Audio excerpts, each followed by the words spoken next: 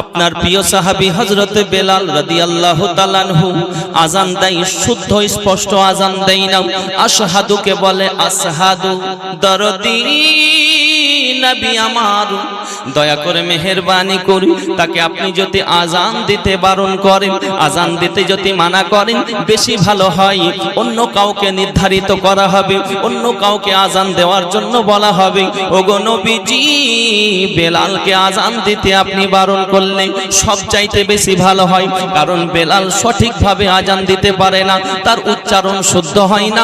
তার জন্য নবী গো, আপনার নিকটে এটাই আমাদের আবেদন।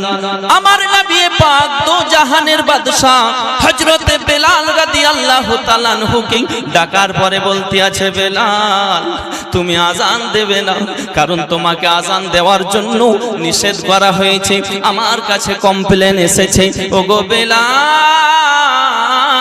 তুমি আযান দিও না, কারণ তুমি আযান দেবে না, কারণ তোমার শুদ্ধ আযান হয় না, এই রকম কথা আমাকে বলে। ওগো বেলাল আযান দেবে না। হযরত বেলাল রাদিয়াল্লাহু তাআলা আনহু এই কথা শোনার পরে কান্না করতে শুরু করেছেন। ওগো নবী, আপনি আমাকে আযান দেওয়ার জন্য বারণ করলেন, আমি অবশ্যই মানব, কিন্তু কথা হলো এটাই, অন্য কেউ বারণ করলে এত কষ্ট হতো না, অন্য কেউ যদি আমাকে আযান দিতে নিষেধ করত অত কষ্ট পেতাম না। নবী গো, আপনি আমাকে আযান দিতে বারণ করেছেন, তার জন্য বেশি ভিতরে কষ্ট পাই। জোরে বল। আব্বাজি ও ভাইজানেরাও, এই কথা যখন হলো, হযরত বেলাল রাদিয়াল্লাহু তাআলা আনহু যখন আযান দেওয়া বন্ধ করলেন, আযান দেওয়ার জন্য জিনাকে নির্ধারিত করা হলো, জিনাকে সিলেক্ট করা হলো, জিনাকে নির্মাণ করা হলো। জিনার নাম আমিরে হামজা। আমিরে হামজাকে বলল, আমিরে হামজা তুমি কাল থেকে, আজ ফজর থেকে আযান শুরু করে দেবে, আজ থেকেই তুমি আযান শুরু করে দেবে। আমার নবী পাকের সাহাবী হযরত বেলাল এদিকে ডুকরিয়ে ডুকরিয়ে কান্না করতে আছেন, ওগো মালিক, আমি বেলাল, আমাকে আযান দিতে বারণ করেছে, কোনো দুঃখ নাই, কিন্তু আমার নবী বারণ করেছে, তার জন্য কষ্ট লাগে, তার জন্য আমার মনে ব্যথা। আব্বাজি ও ভাইজানেরাও, হযরত বেলাল এইভাবে কান্না করে, এদিকে আমির হামজা আযান দেয়, আল্লাহু আকবার, আল্লাহু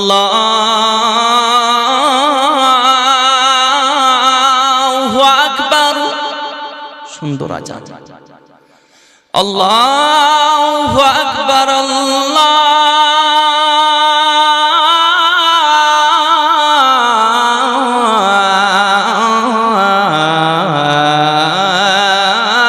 আল্লাহু আকবার।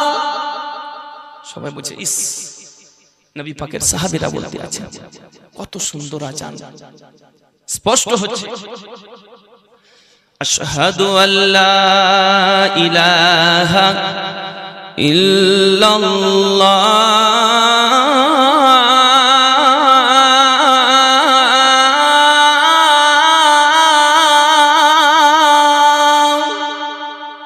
আশহাদু বলছে, মাখরাজ সুন্দর। বেলাল তো বলতো আসহাদু, আর এই পড়ছে আশহাদু, খুব সুন্দর। হযরত বেলাল রাদিয়াল্লাহু তাআলা আনহু এদিকে কান্না করেন, এইদিকে আযান দেয় আমিরে হামজা। সাহাবায়ে রাসূলগণ যখন আযান শোনার পরে সকলে একে অপরে মসজিদের মধ্যে কারগিলের মতো ভিড় করে দিল। আযান দেওয়ার পরে দেখতে আছে আরো অন্ধকার, ঘুটঘুটে অন্ধকার হয়ে গেছে, কিন্তু আযান দিলে অন্যান্য দিন সাদা হয়, ফর্সা হয়, দিন হতে আরম্ভ হয়। হযরত বেলাল যখন আযান দেয়, আব্বার আমার ফর্সা হতে আরম্ভ হয়, দিন হতে আরম্ভ হয়। আব্বার আমার, কিন্তু আমির হামজা আযান দিয়েছে, ফর্সা হচ্ছে না, ঘুটঘুটে অন্ধকার হয়ে আছে, ঘুটঘুটে আঁধার হয়ে আছে। এমত অবস্থায় সকলেই চিন্তা করে, তখনকার জামানায় ঘড়ি ছিল না বাবা, তখনকার জামানাতে আব্বার আমার বিভিন্ন ভাবে তিনারা দেখতেন, কাঠি মেপে কিংবা মানে তারকা দেখতো, কিভাবে দেখতো, যে দেখে ওইভাবে সময়টাকে নির্ধারিত করত, শরীরের লোম দেখে নির্ধারিত করত। সেই জামানায় বাবা সাহাবায়ে কেরামগণ বলতে আছেন, ও আমির হামজা, মনে হয় তুমি আগেই আযান দিয়ে ফেলেছো, অন্ধকার তো হয়ে আছে, যাও সকলে বাড়ি যাও, আবার তুমি কিছুক্ষণ পরে আযান দেবে।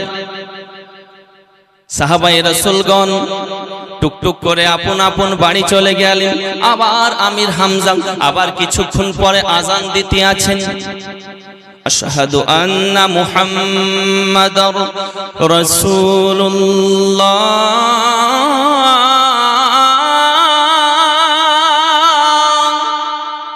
সুন্দর আজান। সাহাবায়ে কেরামগণ আজান শোনার পরে সকলে আবার চলে এলো। দেখতে আছে আজান দিয়েছে, তবুও ঘুটঘুটে অন্ধকার, আরো অন্ধকার বেড়ে গেছে। জোরে বল। সকলেই চিন্তা করতে আছে কি ব্যাপার, অন্ধকার হতে আছে। আজান হলো কিন্তু দিন হচ্ছে না, ফর্সা হচ্ছে না, অন্ধকার হতে আছে। আমার আল্লাহ পাক বলতে আছে, জিবরিল তাড়াতাড়ি চলে যাও, আর থেকো না। আমার হাবিবকে গিয়ে খবর দাও, যতক্ষণ পর্যন্ত বেলাল আজান না দেবে আমি আল্লাহ দিন করব না, ঘুটঘুটে অন্ধকার রেখে দেব। আমার আল্লাহ পাক হযরতে জিবরিল ফেরেশতাকে বললেন, তাড়াতাড়ি যাও। ওগো জিবরিল, আর দেরি করো না, আমার হাবিবকে গিয়ে খবর দিয়ে দাও। হযরতে জিবরিল ফেরেশতা নবী পাকের দরবারে, আসসালাতু ওয়াসসালামু আলাইকা ইয়া রাসূলুল্লাহ, দরদি নবী আমার, আল্লাহ পাক পাঠিয়েছেন। নবী পাক বলতে আছেন, বলো জিবরিল কি বলতে চাও? জিবরিল ফেরেশতা বলে, দরদি হযরতে বেলালের আজান আল্লাহ কবুল করেন, আল্লাহ পছন্দ করেছেন। সাহাবায়ে কেরামগণ এই কথা শুনেননি, নবী পাককে দিতে আছেন খবর, নবী পাক শুনতে আছেন। আমার নবী পাককে জিবরিল বলতে আছেন, ইয়া রাসূলুল্লাহ, বেলালের আজান প্রথম, দ্বিতীয়, তৃতীয়, চতুর্থ, তারপরে পঞ্চম, ষষ্ঠম, সপ্তম ফেরেশতা যত আসমানের মধ্যে প্রথম থেকে সপ্তভাগ আসমানের ফেরেশতারাও শ্রবণ করেন, আল্লাহ পাকও শ্রবণ করতে থাকেন। ওগো নবী পাক, বেলাল যতক্ষণ পর্যন্ত আজান না দেবে আল্লাহ রাব্বুল আলামিন সুহা করবে না, দিন করবে না, অন্ধকার রেখে দেবে। এই কথা যখন শুনেছেন আমার নবী পাক সাহাবায়ে কেরামগণদেরকে ডাক দিয়ে বলেন, ও সাহাবায়ে কেরামগণ, যতক্ষণ পর্যন্ত বেলাল না আজান দেবে সকাল হবে না, এই ঘুটঘুটে অন্ধকার থেকে যাবে। সাহাবায়ে কেরামগণ চিন্তায় পড়লেন, সকলে একে অপরের সঙ্গে আলোচনা, বেলাল কোথায়? বেলালকে তো পাওয়া যায় না। বেলালকে ডাক দেওয়া হলো। বেলালকে যখন ডাক দেওয়া হলো নবীর দরবারে, বেলাল, ইয়া রাসূলুল্লাহ, ইয়া হাবিবাল্লাহ, হুজুর আমি বেলাল উপস্থিত হয়েছি। ওগো নবীজি, আমি হাজির হয়েছি। নবী পাক বলতে আছেন, বেলাল তুমি আজান দাও, আজান দাও, তোমার আজান আমার আল্লাহ কবুল করেছেন। জোরে বল সুবহানাল্লাহ, সুবহানাল্লাহ। হযরতে বেলাল বলতে আছেন, ইয়া রাসূলুল্লাহ, ইয়া হাবিবাল্লাহ, দরদি নবী আমার, আমাকে আজান দিতে বলছেন। নবী গো, অবশ্যই আজান দেব। আমার নবী পাক বলতে আছেন, বেলাল আর থেকো না, তাড়াতাড়ি আজান দাও। কাবার ছাদের উপরে ওঠার পরে নবী পাক বলতে আছেন, বেলাল দেরি করো না, তুমি আজান দাও, আজান দিতে থাকো। হযরতে বেলাল বলতে আছেন, ইয়া রাসূলুল্লাহ, ইয়া হাবিবাল্লাহ, হুজুর আপনি আজান দেওয়ার জন্য বলেন, কিন্তু আজান আমি কোন দিকে মুখ করে দেব? বিভিন্ন জায়গায় আজান দিয়েছি, অন্যান্য দিন আজান দিয়েছি কাবাটাকে সামনে রেখে। ডাঙ্গালের মসজিদ থেকে আজান দেওয়া হয় পশ্চিম দিকে, আয়াসের মসজিদ থেকে আজান দেওয়া হয় পশ্চিম দিকে, আমভার মসজিদ থেকে আজান দেওয়া হয় পশ্চিম দিকে, রামপুরহাটের মসজিদ থেকে আজান দেওয়া হয় পশ্চিম দিকে। হযরতে বেলাল বলতে আছে, ইয়া রাসূলুল্লাহ, ইয়া হাবিবাল্লাহ, হুজুর আমি অন্যান্য দিন আজান দিতাম কাবার দিকে মুখ করে। ওগো দরদি, আজকে কাবা আমার পায়ের নিচে, কারণ কাবার ছাদের উপরে আমি বেলাল উঠেছি। ইয়া রাসূলুল্লাহ, ইয়া হাবিবাল্লাহ, হুজুর এখন কোন দিকে মুখ করে বেলাল আজান দেবে? আমার নবী পাক বলতে আছে, বেলাল তুমি কি জানো না, তুমি কি জানো না, এই কাবা হয়েছে একমাত্র তোমার নবীর ওসিলায়। জোরে বল, এই কাবা হয়েছে একমাত্র তোমার নবীর ওসিলায়। তোমার নবীকে যদি না বানানো হতো এই কাবাও তৈরি হতো না, আসমান জমিন তৈরি করতেন না। আল্লাহ পাক হাদিসে কুদসির মধ্যে বলেছে, লাউলা মুহাম্মাদ ওয়া উম্মাতুহু, আমি মুহাম্মদ সাল্লাল্লাহু তাআলা আলাইহি ওয়াসাল্লাম এবং তিনার ফেরেশতা মণ্ডলীকে যদি না বানাইতাম, লামা খালাকতুল জান্নাহ, আমি আল্লাহ পাক জান্নাত বানাতাম না, ওয়ালাল লাইল, রাত বানাতাম না, ওয়ালান নাহার, দিন বানাতাম না, ওয়ালাল মালাইকা, ফেরেশতা মণ্ডলী বানাতাম না, ওয়ালান নাহার, আমি আল্লাহ পাক রাত বানাতাম না, ওয়ালাল মালাইকা, ফেরেশতা মণ্ডলী বানাতাম না, ওয়ালান নার, জাহান্নাম বানাতাম না। আমি আল্লাহ রাব্বুল আলামিন সমস্ত কিছু বানিয়েছি একমাত্র নবী পাকের ওসিলা। আমার আল্লাহ রাব্বুল আলামিনের প্রিয়তম রাসূল বলতে আছেন যে বেলাল, তুমি কি জানো না যে এই কাবাকে তৈরি করা হয়েছে আমি নবী আমার ওসিলাতে? বলুন সুবহানাল্লাহ। আমাকে যদি তৈরি করা না হতো এই খোদার কাবাও তৈরি হতো না। কারণ হাদিস শরীফের মধ্যে এসেছে, আউয়ালুমা খালাকাল্লাহু নূরি, সর্বপ্রথম আমার নবীর নূরকে তৈরি করা হয়েছে। জোরে বলুন সুবহানাল্লাহ। ব্রাদারিন মিল্লাতে ইসলামিয়া, তাহলে আমার নবী হলেন কাবারও কাবা। বেশক আমার নবী কি কাবারও কাবা। হযরতে বেলালকে বলতে আছেন, বেলাল তুমি কি জানো না তোমার নবীকে যদি তৈরি না করা হতো এই কাবাও তৈরি হতো না। জোরে বলে। আমারও আপনারা আশিক, নবী পাকের দিওয়ানা, নবী পাকের মস্তানা হযরতে বেলাল রাদিয়াল্লাহু তাআলা আনহু বলতে আছেন, দরদি ইয়া রাসূলুল্লাহ, ইয়া হাবিবাল্লাহ, হুজুর আমি আজান দেব, তবে কথা ছিল, আমার কথা কটা গুরুত্ব দিয়ে শুনবেন। হযরতে বেলালকে বলতে আছেন, নবী পাক বেলাল বলো বলো কি তোমার বলার কথা, তোমার কি ইচ্ছা বলো। হযরতে বেলালকে বলতে আছেন, বেলাল তুমি আজকে যা চাইবে আমি নবী তোমাকে দিয়ে দেব। জোরে বলো সুবহানাল্লাহ। কারণ জান্নাতের মালিক বানিয়েছেন আল্লাহ, মালিক করেছেন কাকে? মুস্তাফাকে। জমিন বানিয়েছেন আল্লাহ, মালিক করেছেন মুস্তাফাকে। কারণ আমার নবী পাকের পাওয়ার, নবী পাকের ক্ষমতা কাল কিয়ামতের ময়দানে চলবে। নবী পাক যখন সাজদার মধ্যে থাকবেন, আমার মতো গুনাহগার, আপনার মতো গুনাহগার, নবী পাকের উম্মত উম্মতানি সকলের আদি পিতা হযরতে আদমের কাছে যাবেন। ওগো আদম পিতা, আব্দু হযরতে আদম পয়গম্বরের কাছে যাওয়ার পরে আমাদের আদি পিতাকে বলবেন, ওগো আল্লাহর নবী হযরতে আদম পয়গম্বর, আপনার নিকটে আমরা এসেছি আজকে বড় মুসিবতের সময়, বিপদের সময়।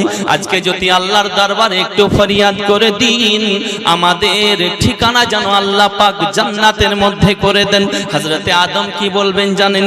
ইযহাবু ইলা গায়রি, অন্য কাউরি কাছে যাও। হযরতে মুসা কালিমুল্লাহর কাছে যাবেন, তিনিও বলবেন ইযহাবু ইলা গায়রি, আমার দাঁড়াতে না, অন্য কাউরি কাছে যাও। হযরতে আদমকে বেটের শীষের কাছে যখন যাওয়া হবে, শীষ আলাইহিস সালাম বলবেন আমার নিকটে না, ইযহাবু ইলা গায়রি, অন্য কাউরি কাছে যাও। হযরতে শীষ আলাইহিস সালামের কথা শোনার পরে একের পরে 1,24,000, মতান্তরে 2,24,000 পয়গম্বরের কাছে এক এক করে যেতে যেতে শেষ পর্যায়ে আমারও আপনার নবী বেসাহারোকে সাহারা, মা আমিনার লাল মরুর দোলাল দয়াল নবী মুস্তাফার নিকটে নবী পাক সাজদার মধ্যে মাথা রাখবেন, কান্না করবেন, ইয়া রব্বি হাবলি উম্মতি উম্মতি উম্মতি। ওগো মালিক আমার গুনাহগার উম্মতের কি হবে? আমার গুনাহগার উম্মত উম্মতানিদের বখশিয়ে দেন। এমত অবস্থাতে নবীর নিকটে যাওয়ার পরে বলবেন, ইয়া রাসূলুল্লাহ, ইয়া হাবিবাল্লাহ, হুজুর আজকে আপনার নিকটে এসেছি, দয়া করে মেহেরবানি করে আমার আল্লাহ পাক যেন তামাম গুনাহগুলোকে মার্জনা করে ক্ষমা করে আমাদের ঠিকানা যেন জান্নাতে করে দেয়। আমার নবী পাক বলবেন, ওগো আমার উম্মত উম্মতানি ভালো করে শুনে নাও, আমি তোমাদেরকে তো খুঁজেছিলাম, তোমাদেরকে খুঁজে বেড়াচ্ছিলাম, আনালাহা আমার নিকটে আসো, আমি নবী তোমাদের সুপারিশ করার জন্য রয়েছি। আল্লাহ বলবেন, আল্লাহর দরবারে কান্না হবে, আল্লাহ বলবেন হাবিব জান্নাত তো আমি আল্লাহ বানিয়েছি, মালিক করেছে আপনাকে। ইয়া রাসূলুল্লাহ ইয়া হাবিবাল্লাহ নবী গো, যাকে ইচ্ছা জান্নাতে প্রবেশ করান, আমার কোনো বাধা হবে না, যাকে ইচ্ছা জান্নাতে প্রবেশ করান। নবী পাককে বলতে আছেন বেলাল বলো যা চাইবে আমি নবী তোমাকে দেব। হযরতে বেলাল বলতে আছেন ইয়া রাসূলুল্লাহ আপনার যে সাহাবা হযরতে উমরে ফারুক, হযরতে আবু বকর সিদ্দিক, হযরতে আলী কারামুল্লাহুল কারীম, হযরতে উসমানে গনি, ইনাদের আগে কি আমি বেলাল জান্নাতে যাব? জোরে বলো সুবহানাল্লাহ। হযরতে বেলাল রাদিয়াল্লাহু তাআলা আনহু আমার আপনার নবী পাক সাল্লাল্লাহু তাআলা আলাইহি ওয়াসাল্লাম কে এই কথা যখন বলেন, নবী বলতে আছেন বেলাল চিন্তা করো না, তুমি এদের আগেও জান্নাতে যাবে, কোনো চিন্তা নাই। হযরতে বেলাল বলতে আছে ইয়া রাসূলুল্লাহ ইয়া হাবিবাল্লাহ হুজুর, আপনার যে বেটি খাতুনে জান্নাত মা ফাতেমাতুজ জোহরা জান্নাতি রানী নবী নন্দিনী খাতুনে জান্নাতের আগে আমি বেলাল কি জান্নাতে যাব? আমার নবী পাক বলতে আছে বেলাল অবশ্যই তুমি আমার বেটি খাতুনে জান্নাত ফাতেমাতুজ জোহরার আগে জান্নাতে যাবে। হযরতে বেলাল রাদিয়াল্লাহু তাআলা আনহু বলতে আছেন আপনার কলিজার টুকরা নয়নের মণি হযরত ইমামে হাসানে পাক হযরত ইমামে হুসাইনে পাকের আগে কি জান্নাতে যাব? হযরতে বেলালের কথা শোনার পরে নবী বলতে আছেন বেলাল অবশ্যই তুমি আমার নওয়াসাদের আগে জান্নাতে যাবে। হযরতে বেলাল বলতে আছে ইয়া রাসূলুল্লাহ ইয়া হাবিবাল্লাহ নবী গো, আমি বেলাল আপনার আগে কি জান্নাতে যাব? আমার নবী বলতে আছেন বেলাল তুমি চিন্তা করো না, চিন্তার কোনো কারণ নাই, আমি নবী বলে দিলাম আমার আগেও তুমি জান্নাতে প্রবেশ করবে। হযরতে বেলাল যখন এই কথা বললেন আমার নবীও বললেন। হযরতে বেলাল বলতে আছেন দরদি ইয়া রাসূলুল্লাহ বড় বেয়াদবি হয়ে গেছে, ওগো নবীজি আপনি দোনো জাহানের মালিক ও মুখতার, দোনো জাহানের সরদার, ইয়া রাসূলুল্লাহ তা কি করে হতে পারে নবী গো, বেয়াদবি হয়ে গেছে নবী গো, আমাকে maaf করে দেবেন নবী গো, বলতে বলতে একটু বেশি বলে ফেলেছি। আমার নবী বলতে আছে বেলাল আমার নবী তোমার নবীর জবান থেকে যেই কথাটা বের হয়ে যায় আর ফিরে আসে না। তবে শুনে নাও সিস্টেম রয়েছে, আমি নবী বুরাকের পিঠে চেপে যখন জান্নাতে প্রবেশ করব সেই বুরাকের লাগাম তোমার হাতে থাকবে এবং তোমার কদমটা তোমার পা জান্নাতের মধ্যে আগে পড়বে, আমি নবী বুরাকের পিঠে থাকবো। এই হলো সিস্টেম, তোমার পা আগে জান্নাতে প্রবেশ করবে, তাই তুমি আগে জান্নাতে যাবে। জোরে বল সুবহানাল্লাহ। সিস্টেম হলো এটাই, আমি দো জাহানের বাদশা মালিক ও মুখতার, আমি নবী থাকবো, বুরাকের পিঠে থাকবো, আর তুমি আমার বুরাকের লাগাম ধরে টুকটুক করে জান্নাতে প্রবেশ করবে, তোমার কদমটা তোমার পাটা জান্নাতে আগে ঢুকবে, অর্থাৎ তুমি আগেই জান্নাতে যাবে। জোরে বলো সুবহানাল্লাহ সুবহানাল্লাহ। গায়েবের সংবাদদাতা হলেন নবী মুস্তাফা।